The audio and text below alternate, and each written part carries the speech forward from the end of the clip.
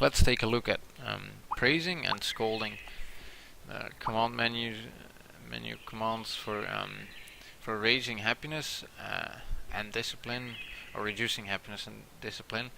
So praising is always gonna reduce your discipline while increasing your happiness. The amount of happiness gained though is relative to your discipline.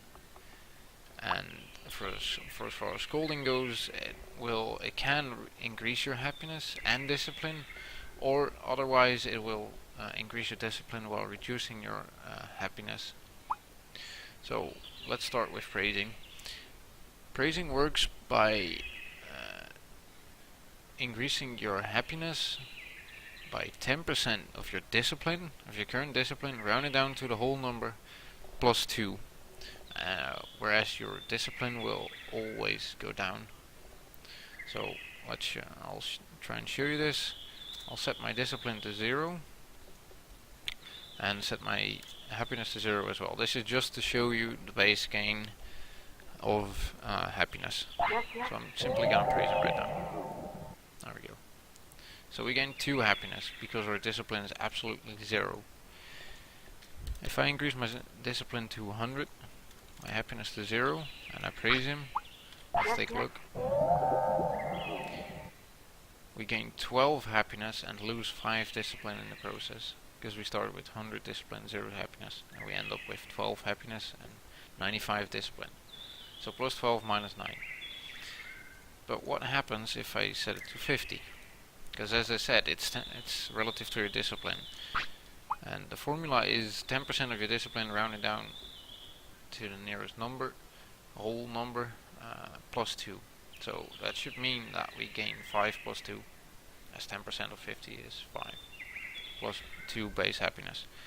And our discipline is gonna go down by 5. So let's do that. Let's first set this happiness to 0 to make things easy. Okay, there we go. So we gained 7 happiness and we lost 5 discipline.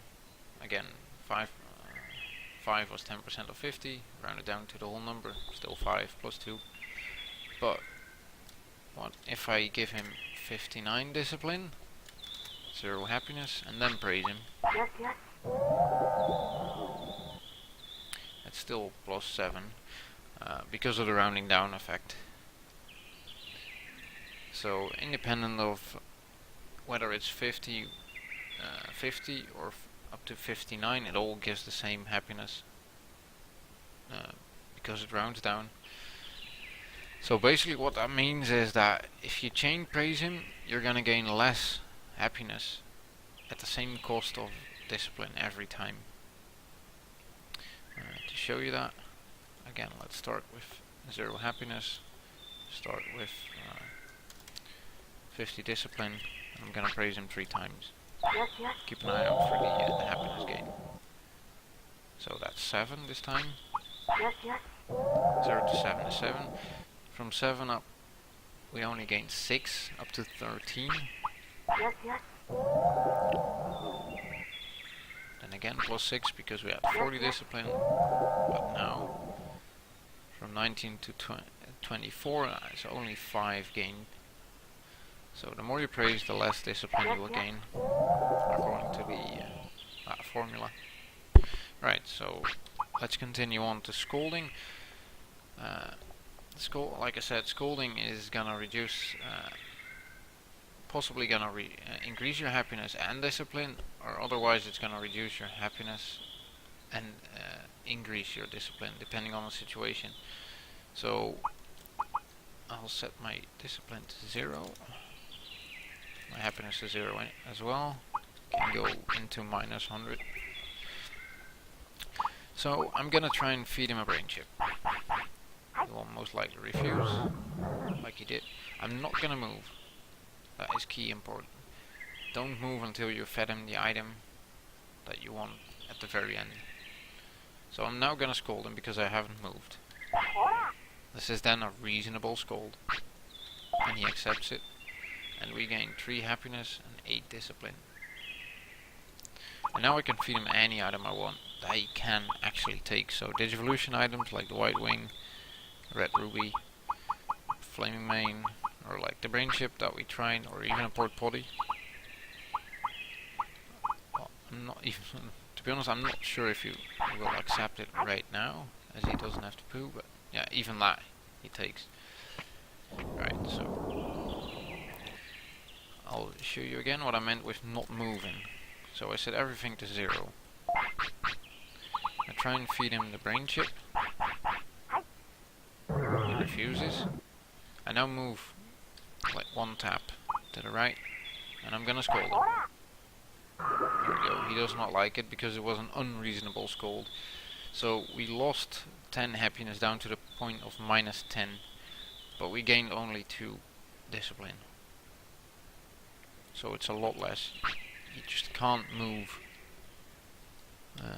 before you scolded and fed him the item you were gonna feed him. The feeding of the item is optional though. If you're just trying to increase his happiness and discipline, or one or both, through this way, that's possible. You just do like this. Feed him. You scold him. And bam, you can then continue on. You don't need to feed him the item. Another thing I want to show you. So we haven't moved. The previous step we moved at this stage. But instead of feeding him this Brain Chip right now, I'll actually make a save state to show you that he will accept it right now. So he takes the item. Okay, we go back to that same point. But I'm actually gonna move. And then try to feed him. He will actually refuse because I've moved and the situation has a reset. So you can't move until you're completely done with this cycle of doing something. He refuses, you scold, you feed the item. As soon as you're done with that cycle, at some point you can move, but don't move before that. Other situations of reasonable scold is when he has pooped on the floor and you have not moved yet again. So let's change the pooping timer to 0 and the poop level to 0. Oh wait, vice versa. So he's gonna poop on the ground. I'm not gonna move.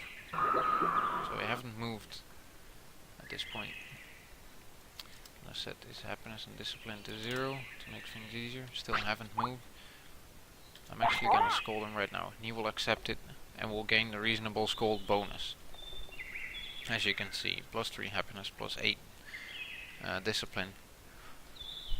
If we were to simulate that again, so poop level to 0, poop and timer to 0. There we go, he poops.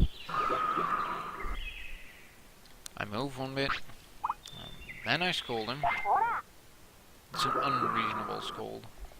We have the same situation as before, where we lose 10 happiness and only gain 2 discipline. So it's very important that you do not move until you're done with that cycle. For as far as unreasonable goes, this is about it. Right now I can't think of anything else that I would consider a reasonable or unreasonable scold situation, but basically the 2 situations I've shown you, when he poops on the ground and when he does not accept an item, and you scold him, then those are reasonable scolds. Anything else is an unreasonable scold. Like for instance, if I set his discipline to 0, happiness to 0,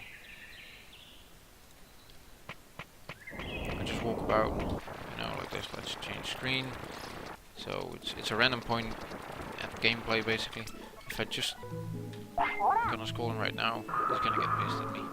-10 happiness, +2 discipline only, because it was unreasonable. So that's about it.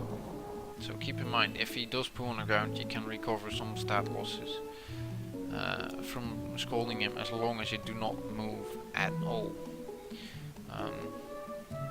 Something I just thought of, if I want to see if there's actually whether we lose or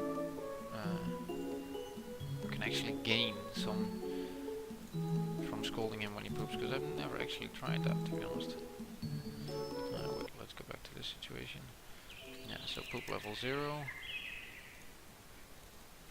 discipline to 0, happiness to 100. Wait, I'm actually gonna set discipline to 50. That way we can see it go both ways, obviously. Pooping time is 0, there we go, so it poos. And we see that our happiness has taken -10, discipline plus -5.